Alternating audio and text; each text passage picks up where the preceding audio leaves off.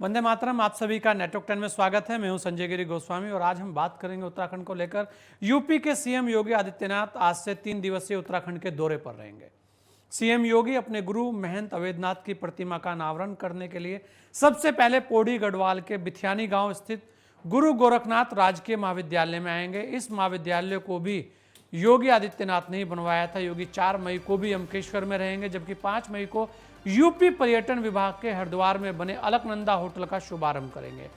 CM योगी के उत्तराखंड दौरे को लेकर सरकार ने भी तैयारियां पूरी कर ली हैं। सूत्रों की माने तो दोनों राज्यों के बीच लंबित मांगों के निपटारे के लिए भी एक बातचीत हो सकती है और शायद उसमें कुछ बड़े नतीजे देखने में आ सकते हैं। बता दें कि योगी आदित्यनाथ उत्तर प्रदेश के सीएम बनने के बाद पहली बार अपने गांव जा रहे हैं। इससे पहले योगी आदित्यनाथ चुनाव प्रचार में आए थे। वहीं योगी आदित्यनाथ अपने पिता के निधन पर भी वहां नहीं गए थे। कोरोना काल में 2020 में योगी आदित्यनाथ के पिता का निधन हो गया था, जिस पर योगी आदित्यनाथ ने कहा था कि जब हालात सामान्य हो जाएंगे तब वे अपने घर जरूर जाएंगे। और आज क्योंकि उत्तराखंड में देवभूमि में योगी जैसी शख्सियत का आना अपने आप में बड़ा खास हो जाता है, और वो भी तब वो उत्तर प्रदेश के मुख्यमंत्री हों तो अपने आप बहुत सारे लोगों की आशाएं उसोर हो जाती है। और उसी पर हमारे साथ आज खास मेहमान बने हुए हैं।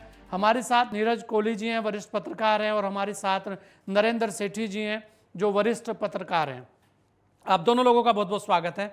नरेंद्र सेठी जी, क्योंकि अगर हम बात करें, राजनीति पर रोज चर्चा होती है, राजनीति के हालात पर रोज चर्चा होती है, और अगर आप देखें लगातार उत्तराखंड को लेकर चिंतन मनन हमेशा चलता रहता है, पक्ष विपक्ष पर रोज बात होती है। लेकिन आज अगर हम देखें तो आज उत्तर प्रदेश के मुख्यमंत्री योगी आज उत्तराखंड के अंदर आए हैं और लगातार 2 दिन वो यहां रहेंगे।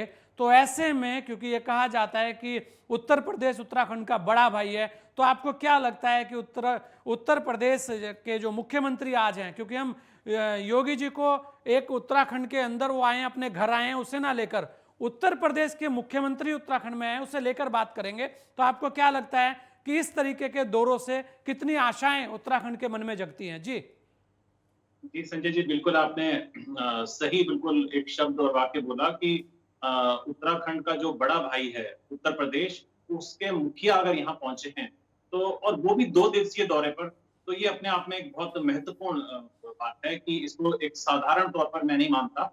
क्योंकि योगी आदित्यनाथ भले ही उन्होंने एक संन्यास के तौर पर चले गए थे, उसके बावजूद राजनीति में आने के बाद भी जब पिता का देहांत पर भी वो नहीं पहुंचे, तो वो उन चीजों से भी बढ़कर अलग हटके उन्होंने कहा कि मेरे लिए और मुद्दे और ज्यादा, इससे ज्यादा और अहमियत वाले हैं। तो ऐसे में उनका यहाँ 2 दिन के लिए पहुंचना, और इस बीच में आपने एक चीज, तीनों चीजें गिनाई आपने कि परिसंपत्तियों के बंटवारे के संबंध में, और दूसरा विद्यालय के वहां पे उद्घाटन के संबंध में, एक होटल के संबंध में। लेकिन इसके अलावा इसी बीच में कुछ समय बाद ही पुष्कर धामी जी का चुनाव पड़ रहा है। वो भी अपने आप में एक बहुत अहम मुद्दा है। और जैसा आपने संजय जी देखा होगा कि जिस समय अप्रत्याशित रूप से जिस समय चुनाव अभी पीछे हुए, तो वहां पे कोटद्वार में आकर पूरे समीकरण बदले थे उनके आने के बाद। जी और रितु खंडूरी जी, जिनको कि आप देखिए, यमकेश्वर भी ऐसा बताया जा रहा है कि यमकेश्वर जो हाँ थी वो सीट हो गई, रितु खंडूरी जी की हाँ सीट हो गई, श्रीनगर की सीट हो हाँ, गई, टिहरी की दोनों सीटें हो गई। बड़ा उन सीटों प्रभाव पर एकदम एकदम पड़ा समीकरण जो था। बदले, हाँ, हम्म उनका प्रभाव पड़ा और समीकरण बदले थे। तो मुझे लगता है कि उसी एजेंडे को लेकर, जिस एजेंडे को लेकर, जैसे हिंदुत्व वाले एजेंडे को लेकर उनका मुख्य एक ध्येय रहता है, और उसी एजेंडे को, उसका अनुसरण करते हुए पुष्कर धामी भी जैसे पहली बैठक में यूनिफॉर्म सिविल कोड वाली बात, और उसके बाद और तमाम उसी से जुड़े मुद्दे जो जैसे उन्होंने आगे बढ़ाए। तो मुझे लगता है कि जो एक उनको राजनीतिक उपजाऊ भूमि दिखी, उस हिसाब से ये दौरा जो 2 दिवसीय है वो इसी ओर परिलक्षित करता है मतलब कि आपका मानना शायद यह है कि जो योगी जी आ रहे हैं वो अमृत लेके आ रहे हैं उत्तराखंड में, जिस तरीके के हालात हैं और अभी चुनाव भी हैं। अवश्य अवश्य अमृत लेके आ रहे हैं, क्योंकि 4 धाम यात्रा भी शुरू हो चुकी है और अमृत के छींटे भी मारेंगे वो यहाँ। हम्म नहीं, बिल्कुल ये लग भी रहा है, क्योंकि बहुत सारे लोगों की आशाएं हैं। नीरज भाई, जी देखिए, क्योंकि एक बड़ा बड़ा माहौल बनता है जब उत्तर प्रदेश के मुख्यमंत्री 2-3 दिन लगातार उत्तराखंड जैसी जगह, और उत्तराखंड जैसी जगह में भी ऐसी जगह जहां वास्तव में पर्वतीय क्षेत्र की वास्तविक समस्याओं से रूबरू वो हो रहे हो। ये एक बहुत बड़ी बात है। वास्तव उन्हें तो वैसे भी उत्तराखंड के बारे में सारी चीज पता है, एक एक चीज वो जानते हैं, लेकिन अगर उससे इतर हम देखें तो मुख्यमंत्री के तौर पर आने के बाद कितनी आशाएं हमारी जगती हैं कि जो हमारी समस्याएं हैं उत्तर प्रदेश के साथ, उनका समाधान अब कितना नजदीक आपको लगता है, और वास्तव में क्या लगता है कि अब वो समाधान हो जाएगा? उससे पहले भी योगी जी जब पिछली बार थे तो बहुत सारी चीजों को लगातार उन्होंने देखा और उसका समाधान भी किया, वो आपके सामने भी है। बहुत सारे बंटवारे पूरे कर दिए उन्होंने, लेकिन फिर भी बहुत सारे विवाद अभी भी हैं।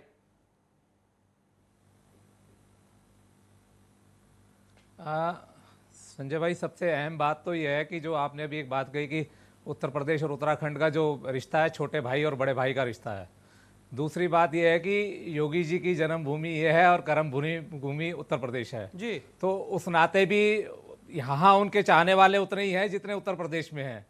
तो सबसे बड़ी बात जो है जिसकी उम्मीदें और आशा हम लोगों ने लगा रखी है और पिछले 22 वर्षों से लगा रखी है कि उत्तर प्रदेश से अलग होकर जब उत्तराखंड का जन्म हुआ तो उस समय एक राज्य पुनर्गठन एक्ट बना था 2000। उसमें ये हुआ था कि जो दोनों प्रदेशों की जो परिसंपत्तियों के बंटवारे का मसला है, जो अधिकार हैं या जो परिसंपत्तियों को लेकर जो स्वामित्व की बात है, उसमें सारी चीज विस्तार से तय की गई थी कि दोनों राज्य जब आगे बढ़ेंगे तो धीरे धीरे इस अधिनियम की परिधि के अंदर आगे बढ़ेंगे। 22 वर्षों में उत्तर प्रदेश में बसपा की सरकार रही, सपा की सरकार रही, बीजेपी की सरकार रही, सरकारों ने दावे जरूर करे, खासतौर के हमारे जो पॉलिटिकल पार्टियां थी यहाँ उत्तराखंड के अंदर, उन्होंने अपने बाकायदा मैनिफेस्टो में कोट किया इस बात को कि हम जब भी आएंगे सत्ता में ये परिसंपत्तियों का मामला जो है ये बड़ा अहम है, इसको हल करेंगे। लेकिन किसी भी सरकार ने हल नहीं किया। जब पिछली बार 2017 में बीजेपी की सरकार यहाँ बनी, त्रिवेंद्र जी मुख्यमंत्री बने और उत्तर प्रदेश में भी योगी जी की सरकार बनी, और जैसे जैसे थोड़ा सा मसला जब आगे बढ़ा तो कई बार आपके यहाँ चैनल्स पे, दूसरे चैनल्स पे डिबेट भी हुई परिसंपत्तियों के मामले को लेकर, और उसमें भी फिर यही बात हुई कि भाई ये बहुत सुनहरी मौका है। तो हमने उस समय भी कहा, मैंने कहा ये बहुत गोल्डन मोमेंट है, ये बहुत सुनहरी मौका है कि दोनों प्रदेशों में बीजेपी की सरकार है और केंद्र में भी बीजेपी की सरकार है। तो इस समय इससे बड़ी या सुनहरी मौका कुछ नहीं हो सकता कि इस मसले को जो है सुलटा लिया जाए। और त्रिवेंद्र जी ने कोशिश करी योगी जी के साथ, योगी जी यहाँ भी आए, त्रिवेंद्र जी वहाँ भी गए, उसके बाद पर मुख्य सचिव स्तर पर भी बैठकें हुई, बहुत दौर चला, एक उम्मीद बंधी, एक आशा बंधी कि आगे गाड़ी चलने लगी। लेकिन जब परिणाम आए पिछले 5 सालों में तो ऊंट के मुंह में जीरा, कहने का मतलब है कि बहुत ना के बराबर परिणाम आए। अब धामी जी जब अपने पिछले कार्यकाल में, अल्प कार्यकाल में जब धामी जी मुख्यमंत्री बने तो तब भी एक आशा बंधी, धामी जी ने भी शुरुआत करी इस बात को लेकर कि नहीं यार ये मसला बहुत अहम है, छोटा मसला नहीं है। उस पर एक शुरुआत हुई और यही हुआ कि दोनों राज्य आगे बढ़ेंगे और तेजी से इस मसले को निपटाएंगे। तो चलो वो तो एक अल्प कार्यकाल था, लेकिन ये फिर एक सुनहरी अवसर आ गया, एक सुनहरी अवसर आ गया कि यहाँ भी पूरे 5 साल है, उधर योगी जी के पास भी पूरे 5 साल है। नीरज भाई की सुनहरा अवसर है, लेकिन अगर हम देखें नीरज भाई, इतनी सारी आशाएं योगी जी से ही क्यों? क्योंकि मैं देख रहा हूं कि लगातार कल से ऐसा उत्साह सा उत्तराखंड में बना हुआ है कि हर कोई कह रहा है कि अब की बार बहुत कुछ मिलेगा। तो आप ये देखिए, ये अपने आप में एक बहुत बड़ी बात हो जाती है। ये एक सवाल भी बनता है कि आखिर ऐसा क्या योगी जी में जो सब लोग ये चाह रहे हैं कि अब की बार कुछ नया होगा, कुछ आएगा।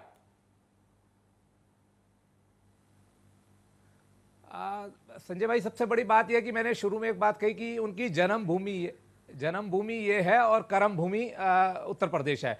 तो कहीं ना कहीं उनका जो दिली एक अटैचमेंट है इस भूमि के साथ, इस धरती के साथ, वो बहुत अहम है, वो कर्म भूमि जरूर है। तो लोगों को ये लगता है, लोग जितना मेरे को लगता है कि धामी जी को मानते होंगे, मेरे को लगता है उससे ज्यादा प्यार और भरोसा जो है लोगों का योगी जी के ऊपर है, इसलिए योगी जी से ज्यादा उम्मीदें हैं। और मुझे भी ये लगता है कि योगी जी को थोड़ा सा इस समय, क्योंकि वो आपकी कर्मभूमि है, जन्मभूमि है, तो जो पिछले 22 वर्षों में नहीं हुआ, जो लोग आपसे उम्मीदें कर रहे हैं, जो आशाएं कर रहे हैं, तो कहीं ना कहीं बड़े भाई को दिल दिखाना चाहिए। और एक जो वो परिधि बनी हुई है, जो पुनर्गठन एक्ट बना हुआ है, उसमें बहुत सारी चीजें, बिल्कुल तस्वीर बिल्कुल साफ है। उसमें यह भी लिखा हुआ है कि अगर कहीं कोई मसला अटकेगा तो आप सुप्रीम कोर्ट जा सकते हो, और अगर फिर भी अगर ऐसी कोई बात आती है तो केंद्र सरकार मध्यस्थता करा के दोनों राज्यों के बीच में उसको सुलटा देगी। तो ये मसला बहुत बड़ा मसला है और मेरी भी उम्मीद है, मैं आशा करता हूं कि योगी जी थोड़ा सा दिल दिखाए और हमारे जो धामी जी है वो भी थोड़ा सा दिल दिखाए। तो जो हमारा हक है, हमें जो 22 वर्षों से नहीं मिला, बहुत सारे मसले हैं, अगर वो हक हमारे को मिल जाए, वो परिसंपत्तियों का अधिकार हमें मिल जाए, तो बहुत सारी चीजें जो है, बहुत सारे मसले जो है ना हल हो जाएंगे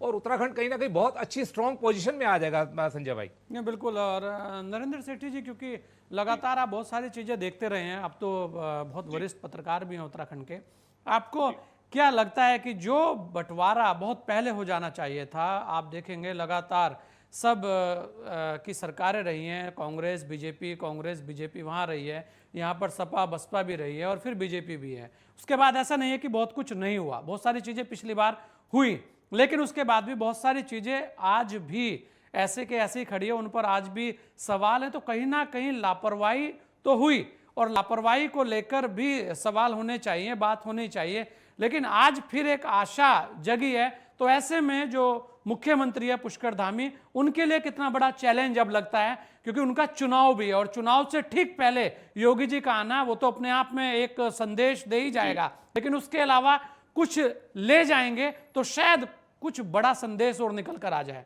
जी जी, जी। संजय जी, देखिए, मैं बताऊँ कि हर व्यक्ति का, कि चूँकि पत्रकारिता एक ऐसा क्षेत्र है और उसमें हर व्यक्ति की अपनी राय है, अपना विश्लेषण है, अपनी सोच है। लेकिन मैं थोड़ा-सा इसको अलग एक चश्मे से देखता हूँ। मेरा मेरा मानना है कि केंद्र में, चाहे उत्तर प्रदेश में, उत्तराखंड में भारतीय जनता पार्टी की सरकार है और भारतीय जनता पार्टी के लिए ये एक परिसंपत्तियों का बँटवारा, मुझे लगता है 60 मिनट से ऊपर का काम नहीं है। ये केवल 1 घंटे का काम है। अगर इच्छा शक्ति दृढ़ हो, तो केवल 3 लोगों को बैठ के उसको निपटारा करना है। अगर भारतीय जनता पार्टी सर, 22 वर्षों कश्मीर से किसी को 1 घंटा मिला ही नहीं। नहीं मिला। आप देखिए, 22 वर्षों से नहीं मिला। मैं कह रहा हूँ पिछले 72 सालों से किसी सरकार को धारा 370 हटाने के लिए 2 घंटे का समय नहीं मिला संसद में, तो इसके लिए कैसे मिल जाता? और इच्छा शक्ति जब दृढ़ हुई तो 370 उन्होंने सिर्फ 1 दिन के सदन में उन्होंने बुलाकर उसको हटा दिया। तो ये परिसंपत्ति का बंटवारा तो एक महज एक बहाना है। जो मुख्य है, जो मैंने आपसे अभी पहले भी चर्चा हुई और आपने इस पे हामी भरी है, कि जो योगी के यहाँ पे पदार्पण का जो उनको लाभ मिला है और जो उनको उपजाऊ फसल नजर आ रही है योगी के आने से, तो वो योगी आदित्यनाथ का जो उनका ब्रांड एम्बेसडर के रूप में जैसे आज मुख्य धारा में भारतीय जनता पार्टी उनको बुला रही है और जो केंद्र की राजनीति में भी उनको एक आइकन माना जाता है, तो उस तरीके से यहाँ पे मुझे लगता है उत्तराखंड में और जड़ें मजबूत करने के लिए, संघ की जड़ें मजबूत करने के लिए, पार्टी की जड़ें मजबूत करने के लिए और पूरे तरीके से पार्टी को और सुदृढ़ करने के लिए उनको ये एक बहाना मात्र है। परिसंपत्तियों का बंटवारा तो उसका एक साथ में वो है कि उसको नहीं, साथ आप में देखिए कुछ नरेंद्र को, सेठी जी, अलकनंदा होटल को लेकर कितने सारे सवाल हमेशा रहते थे और वो दिया जी, ना, जी। वो भी उसी हाँ। समय हुआ जिसको लेकर ये कहा जाता था, जिसके ऊपर सबसे ज्यादा झगड़ा था, जी, जी, जी। लेकिन वो आया। तो जी, मैंने वही तो कहा, अगर इच्छा शक्ति दृढ़ होगी तो वो उसी दिन हो जाएगा। अगर इनको बाबरी मस्जिद पर फतेह करनी आती है और अगर इनको धारा 370 हटानी आती है, तो ये परिसंपत्तियों की बंटवारा तो जो सूची में है, आप स्वयं, हम तो कहते हैं, हम जितने लोग यहाँ चर्चा कर रहे हैं, तो ये परिसंपत्तियों का बंटवारा तो इनका कोई बहुत बड़ा इश्यू नहीं है। ये मैं मानता हूँ इस बात से कि इसके बंटवारा होने से प्रदेश की आर्थिकी में सुदृढ़ता आएगी, उसकी रीढ़ मजबूत होगी और प्रदेश की जो आर्थिकी है उसको बल मिलेगा और एक लंबे समय से जो लंबित विवाद है वो भी खत्म होगा और दोनों प्रदेशों की जो सरकारें हैं वो सुगमता से कार्य करने में आगे कदम बढ़ाएंगी। बिल्कुल। और नीरज भाई, आपको क्या लगता है, क्योंकि जिस तरीके से सेठी जी बता रहे हैं कि योगी जी एक ऐसे व्यक्ति हैं जहां भी जाते हैं अपने आप हलचल शुरू हो जाती है, तो क्या वास्तव में जिस तरीके से 2 दिन उत्तराखंड में योगी जी रुकेंगे, तो जो योगी में उत्तराखंड है उसका असर चुनाव में दिखेगा? क्योंकि इसी महीने चुनाव है 31 तारीख को। अब देखें, जो विधानसभा का जो चुनाव हुआ था उसमें तो उनका प्रभाव अच्छा खासा देखा गया। जहां जहां उन्होंने जनसभाएं की वो सीटें जो हैं बीजेपी ने फतेह की। उसके आसपास अब भी ये फतेह कर ली, जो पूरे चंपावत समीकरण विधानसभा बिगाड़ उपचुनाव दिए। है, हाँ, तो आसपास भी समीकरण में तो उनका एक अपना जलवा तो है, लोग उनको बहुत जी, उनके पास ऑर्गेनिक और रासायनिक आध्यात्मिक संत के रूप में एक पॉलिटिशियन से बढ़कर लोग आध्यात्मिक संत के रूप में उनको देखते हैं। तो उनकी जो छवि है वो तो लोगों की एक, कहते हैं कि लोग जैसे आस्था से देखते हैं लोग उनको, तो इसमें तो कोई दो राय नहीं है। लेकिन बस एक जो सबसे बड़ी आशा है, अगर मैं प्रदेश के हित की बात करूं, स्टेट के इंटरेस्ट की बात करूं, जिस पे आपने आज डिबेट भी रखी है, बड़ा इशू यही है कि ये जो मसला 22 सालों से जो हम देख रहे हैं, जो बस मसले अटके हुए हैं, जो बड़े अहम मसले हैं, 5700 हेक्टेयर तो खाली सिंचाई भूमि है, उसके बाद नानक सागर डैम है, मतलब कोई अगर वैल्यू लगाएंगे तो कोई अपार है, उसकी वैल्यू कोई नहीं है। तो ये जो मसले हैं, अगर ये दोनों छोटे भाई और बड़े भाई के बीच में बैठ के मसले हल हो जाएं तो मुझे लगता है हमारा हित जो है, हमारा उत्तराखंड जो है आर्थिक रूप से और दूसरी दृष्टि से बहुत मजबूत होगा, सशक्त होगा। और ये इतने लंबे जो विवाद एक जमाने से चले आ रहे हैं, और कहीं ना कहीं ये बीजेपी की बल्ले बल्ले भी होगी, दोनों प्रदेशों की एक रुतबा भी बढ़ेगा कि भाई देखो, आप 22 सालों से जो काम किसी ने नहीं किया, ये दोनों भाइयों ने मिलकर, दोनों सरकारों ने मिलकर आपस में इस मामले को निपटा दिया। तो उसका बहुत बड़ा बेनिफिट कहीं ना कहीं पुष्कर धामी जी को भी मिला, और कोई बड़ी बात नहीं है। 100% भाई, जो आप देखें कि जो पिछले 11 मुख्यमंत्री नहीं कर पाए, वो अगर पुष्कर सिंह धामी करते हो तो उनको क्रेडिट मिलेगा इस बात का जी, उनको श्रेय जाएगा बिल्कुल। और ये बहुत बड़ी चुनौती है अपने आप में अगर ये मसला हल होता है। लेकिन इतना जरूर कहूंगा संजय भाई, इतना जरूर कहना चाहूंगा कि जो भी मसला ये हल हो, बिल्कुल बराबरी पे बैठ के हल हो। ऐसा ना हो कि हम मतलब हमें वो 50 पैसे दे और हमें 1 रुपए का मुआवजा देना पड़ जाए। इस तरह की बात नहीं होनी चाहिए कि जो हमारा हक है वो हमें मिलना चाहिए और जो उनका हक है वो उनके पास रहना चाहिए। नहीं, बिल्कुल, वो तो है भी जरूरी, और लगता भी है बहुत सारे लोगों की आशाएं हैं, आप जैसे लोगों की ओर की भी आशाएं उसी तरीके की है कि अब की बार कुछ ना कुछ होगा, क्योंकि 2 दिन का दौरा है, बड़ा महत्वपूर्ण दौरा है। इस दौरे को लेकर हर ओर चर्चा भी है। तो और देखिए, बड़े भाई से आशाएं रहती हैं, हमेशा सभी को रहती हैं। एक और बात है नीरज भाई, क्योंकि आध्यात्मिक राजधानी की बात उत्तराखंड को लेकर हमेशा होती है, तो ऐसे में योगी जी का यहाँ आना, और योगी जी इसके लिए कितना बड़ी एक भूमिका निभा सकते हैं, उसे कैसे देखते हैं आप? क्योंकि ये भी एक बार बार कहा जाता है, उत्तराखंड, हरिद्वार, 4 धाम यात्रा, सारी चीजें हैं उत्तराखंड के अंदर।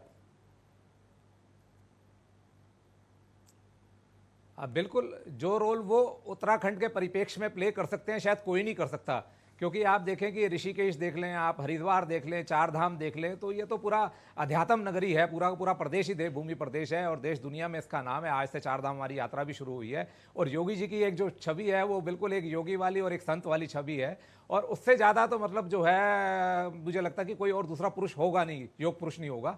जितना हम उनका फ़ायदा उठा सकते हैं, जितना हम उनका लाभ ले सकते हैं, ये प्रदेश ले सकता है, और कोई दूसरा नहीं ले सकता। और वो मुझे लगता है कि वो करेंगे भी इस प्रदेश के साथ, तो दिल से करेंगे, क्योंकि वो उनकी जन्मभूमि है। जी नहीं, बिल्कुल, और करना भी चाहिए। आज नरेंद्र सेठी जी, देखा जाए तो मुख्यमंत्री जी को किन चीज़ों पर फोकस उनके सामने करना चाहिए, जो अहम ऐसी चीज़ें वास्तव में जिनका समाधान होना जरूरी है? देखिए संजय जी, जिस समय दिल्ली में, एक बार मैं उदाहरण दे रहा हूं, दिल्ली में जब आम आदमी पार्टी ने 67 सीटें जीती, तो राहुल गांधी का बयान था कि हमें आम आदमी पार्टी से सीखना चाहिए कि चुनाव लड़ने का तरीका क्या होता है। तो उत्तराखंड में पुष्कर सिंह धामी, मैं मानता हूं कि बिल्कुल ऊर्जावान युवा मुख्यमंत्री, और बहुत अच्छे फैसले लिए उन्होंने, बहुत अच्छी पारी खेली। लेकिन जो मॉडस ऑपरेंडी है योगी आदित्यनाथ का, वो कार्यप्रणाली जो है, किस तरीके से कार्यशैली है, कोई किसी आईएएस अफसर की कोई चूं की आवाज नहीं आती, और ना कोई विद्रोह की स्वर उठता है, ना किसी के अंदर कोई असंतोष है। उस प्रणाली को अध्ययन करने के लिए पुष्कर सिंह धामी को भी उनसे कुछ ना कुछ ग्रहण करना चाहिए और सीखना चाहिए, क्योंकि संस्मरण किस तरीके से भुनाने हैं, योगी आदित्यनाथ से बढ़िया कोई नहीं जानता। कोटद्वार के परिसर में जब जनसभा में उन्होंने खड़े होकर कहा कि मैं यहाँ पढ़ता था, यहाँ खेलता था, और जब मैं ये सोच के मेरी आंखें भर आती हैं, तो चुनाव उसी समय पलट के भारतीय जनता पार्टी की झोली में चला। तो ऐसे व्यक्ति का उपयोग अगर यहाँ पे उत्तराखंड में, मुझे लगता है, सिर्फ अध्यात्म के साथ साथ विकास के लिए भी किया जाए, तो बड़े भाई और छोटे भाई मिलकर करें, तो दोबारा ये अविभाजित जो उत्तराखंड के समय उत्तराखंड था और जो आज उत्तराखंड है, तो कई लोग जो इस बात से शिकायत करते हैं कि चंद लोगों के उत्तराखंड के लिए उत्तराखंड बना था, उन्होंने अपनी जेबें भरने के लिए, कुछ अधिकारियों ने, कुछ ब्यूरोक्रेट्स ने या कुछ नेताओं ने इसके लिए बनाया। हमारा वो सपना पूरा नहीं हो सका, वो सपना भी पूरा होगा, और आखिरी छोर तक मुझे लगता है विकास की किरण पहुंचेगी, और हर आदमी अपने को बहुत गौरवान्वित महसूस करेगा कि हम जिस उत्तराखंड की कल्पना कर रहे थे, वो उत्तराखंड आज साकार हो। बिल्कुल। और नीरज भाई, एक और महत्वपूर्ण बात यह है कि देखिए, उत्तराखंड में पर्यटन, और पर्यटन का मतलब ये कहा जाता है कि उत्तराखंड की रीढ़ की हड्डी है। आप देखिए कि जब प्रधानमंत्री जी केदारनाथ लगातार आए, तो केदारनाथ में टूरिस्ट किस तेजी से बढ़ा, अब लगातार बढ़ रहा है, और हर बार वो दुगना तिगना होता जा रहा है। उसके अलावा आज मैं देख रहा हूं कि जिस तरीके से यमकेश्वर ब्लॉक का नाम आया, खाली कि सीएम यमकेश्वर में जाएंगे, तो ट्रेंड होने लगा पूरा का पूरा, चारों तरफ यमकेश्वर क्या है, क्या स्थिति है, पौड़ी क्या है, कहाँ क्या है। तो ये एक बहुत बड़ी हमारे लिए, एक हम कहेंगे कि गोल्डन मौका है कि कहीं ना कहीं कुछ ऐसे जो स्थल है जहां पर योगी जी को ले जाया जा सकता है, जहां पर उनको कहा जा सकता है, चाहे वो प्रधानमंत्री जी हो या योगी जी हो, क्योंकि ये कुछ लोग ऐसे हैं कि जिनके जाने से एक बहुत बड़ी जो मीडिया कवरेज मिलती है वो शायद और किसी को मिल नहीं पाती है। तो आज एक मौका भी है, कहीं ना कहीं मुख्यमंत्री जी को उन्हें आमंत्रण देना चाहिए।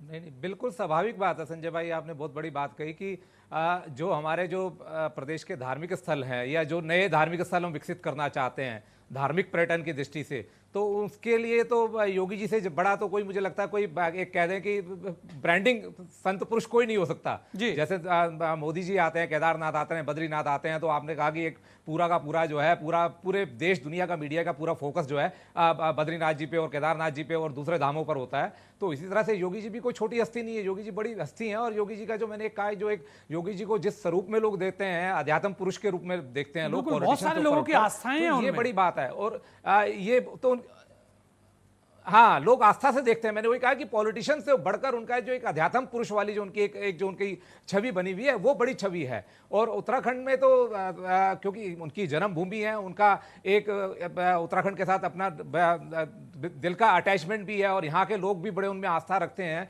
उनके बहुत फैन फॉलोइंग करने वाले लोग हैं यहाँ, उनको बहुत चाहने वाले लोग हैं। और इस तरह के अगर धार्मिक स्थल, अगर जिन धार्मिक स्थलों के नए धार्मिक स्थल हम विकसित करते हैं, तो ये तो मैं समझता हूँ कि उत्तराखंड को चाहिए कि उनको समय समय पर बुलाकर इस तरह के जो कहीं भी कोई अगर कोई नया धार्मिक स्थल विकसित करते हैं, किसी बहाने सर किसी पर्व पे वो आए हमारे प्रदेश के अंदर, तो स्वाभाविक बात है कि हमें किसी दूसरे को कहना ही नहीं पड़ेगा। उस स्थान की अपने आप भर में देश दुनिया में इतनी बड़ी ब्रांडिंग हो जाएगी कि पूछो मत। और तीर्थाटन और पर्यटन तो हमारी, आपने कहा जिस तरीके से अर्थव्यवस्था की रीढ़ है, ये इसके ऊपर तो एक हमारा स्वाभिमान भी है और हमारे एक प्रदेश की जिसे कहते हैं कि रूपरेखा भी है ये, और एक अर्थव्यवस्था की रीढ़ भी है। तो दोनों चीजों को बड़ा बल मिलेगा अगर योगी जी का हम इस तरीके से हम योगी जी का सहयोग लेते हैं इसमें। तो नहीं, बिल्कुल, और सहयोग लेना भी चाहिए, मौका है, मौके को भुनाना चाहिए, यही कहा गया है। आपने अपना समय हमें दिया, इसके लिए आप दोनों लोगों का बहुत बहुत धन्यवाद।